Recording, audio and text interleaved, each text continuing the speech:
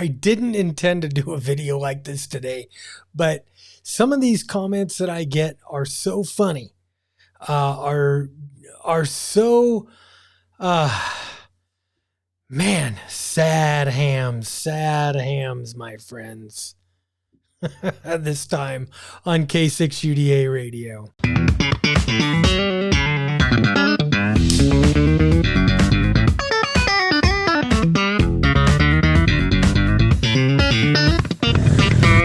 Let's do this. You know, it's amazingly funny. A few months ago, I did my 991A versus the 7300. And I had a lot of guys making comments, you know, hey, I've got the 991A and I really like that it does blah, blah, this or that. Or, you know, I'm like you. I've got the 991A and the 7300 and I prefer the 7300 because of XYZ or the same things that you stated in your video. When I did the FTDX10 versus the 7300 video last week, holy crap, I should have been better prepared for some of the troll mail that came in. I'm going to put the glasses on so I can actually see what I'm doing here. From Greg, welcome to the club. Long back when I got my ticket, you Elmered me for an HT and motivated me to pursue full privileges. I awarded myself with the same rig once I got my extra, the DX10. It's a fantastic radio. Bought a 7300 months later, and hands down, the FTDX10 is beyond compare. I'm using the Icom for portable ops. Not saying that the DX10 can't be used in the field, but I'm protecting the DX10, keeping it shack bound. So glad you're enjoying your new toy. Many years of joy will be had. 73 and the best to you. Then we have kind of a mixture of welcome to the club. Man, I just bought a new 7300. This video is killing me. Now I wish I had bought the FTDX10. I just got my ham license. And for those of you that just got your ham license, you're either deciding or you bought the 7300 or the FTDX10. Fear not, they are still both great radios. The 7300, I replied to him. The 7300 is a great radio. As a new ham, you're not even going to hear the difference. Well, not that much. You're going to love the 7300. I had mine for about 7 years. Then we have Roger Wilco. He comes in with his reply. Don't sweat all the FTDX10 hype. Great radio, certainly. Second coming of Christ. Nope. More sensitive than the 7300? Absolutely not. Well, let's just take that. All right. Let's just take a look at the Sherwood Tests. Coming in number one, low noise corrected, the Yaesu FTDX10 MP. Number two, the Flex Radio System 6700. Number three, the Yaesu FTDX10. The IC7300, my friends, I believe comes in number 13 on the list. Roger Wilco continues. Videos like this one drive me nuts because why should anyone believe the author? Well, I'm not an author, number one. I'm a filmmaker. Never said I was a subject matter expert. I said I'm just another guy sitting in my shack enjoying radio just like you are. But Nunya Business asks, why do people who show you the difference between a Yaesu and the 7300 always cripple the 7300's fidelity by using filter 2 instead of the wide filter? Well, I responded to Nunya with why does Icom default to filter 2 on single sideband? My opinion, filter 1 on the 7300 lets too much low-end noise past the filter that doesn't translate into better audio fidelity. Evidently, Icom agrees, or filter number 1 would come up as the default on single sideband. I like this one. Freddie Muldoon says Icom will not sit on their laurels. I don't think they actually have been. They're coming up with some really interesting stuff. The 705 series, 905 series, I like those. If the DX10 is that much better, Icom will ante up for sure. The IC 7300A perhaps? All right. I responded to him. Before buying the DX10, I was considering the Icom IC 7610, and I really was. I was in love with that radio. I had an old 7600, but at $3,000, that's a hefty purchase. I wanted to do the 7610 here in Studio A. The problem with that is Studio A is designed to kind of be the everyman studio. This was never intended here to have super high performance radios in it.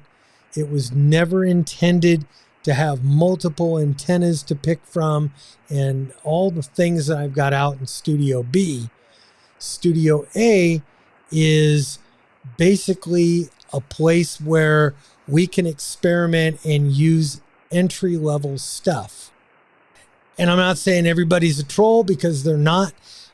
Mike Hancock here says, a few years ago, I bought an Icom IC 7300. Compared to the TS430, I thought I had died and gone to heaven. Made a lot of wonderful contacts. Loved the ease of setting up the radio and the display. Everything about the 7300 was perfect. Then about a year ago, I saw some videos on the FTDX10, started learning everything I could about the radio with the encouragement of my wife. That is a nice wife. I ordered the FTDX10 and could not be happier. A great radio, awesome receive and transmit. Totally agree. I think the only thing about the 7300 that is inferior is really the receive aspect.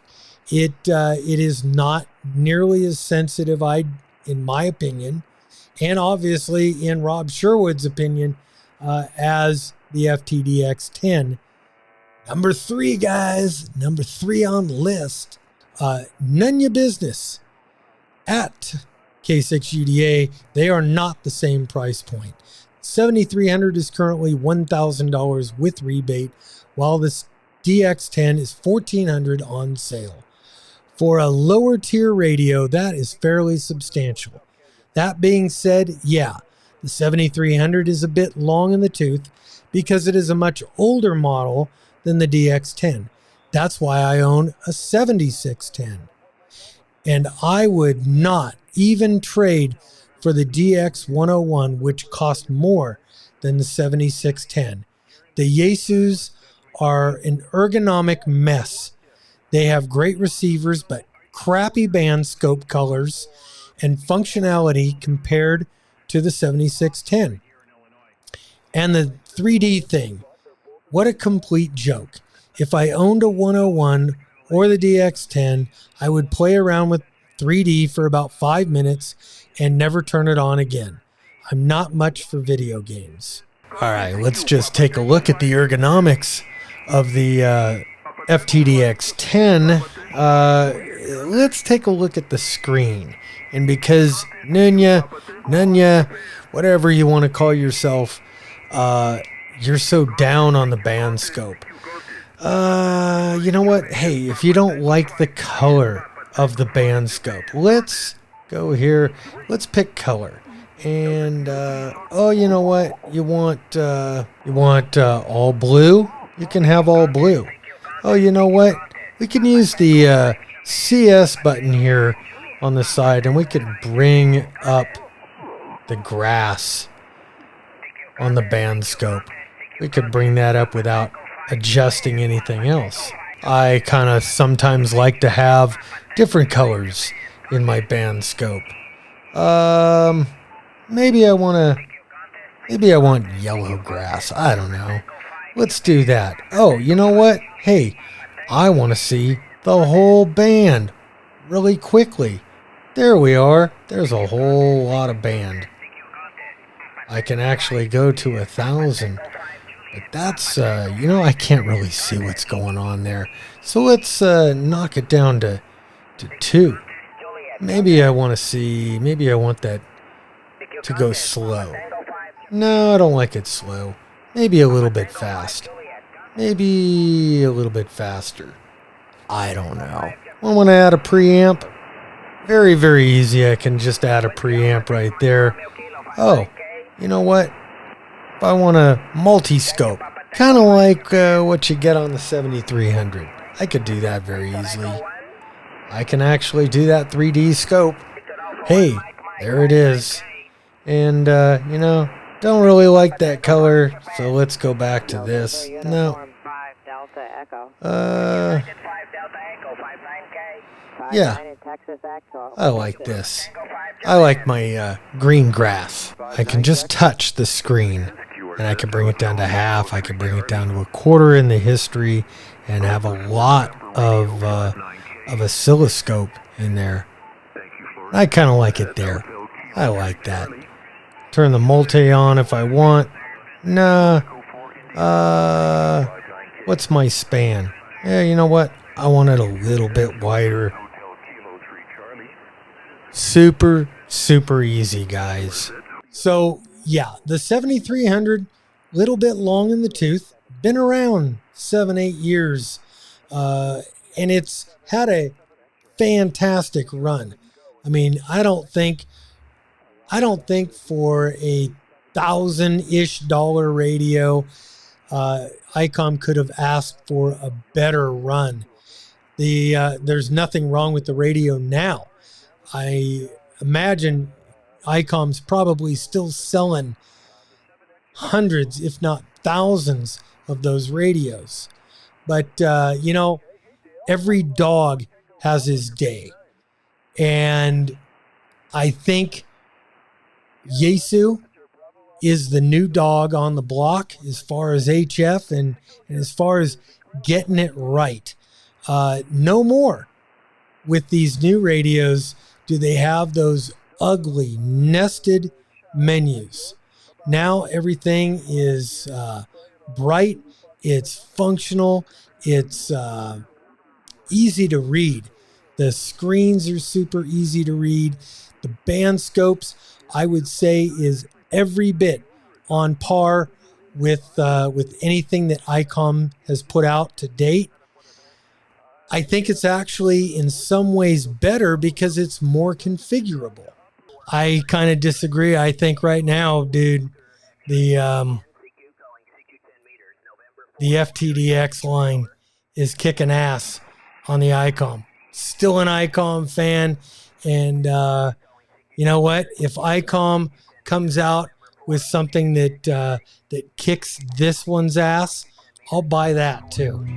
Anyway, guys, this is just to be a fun little video.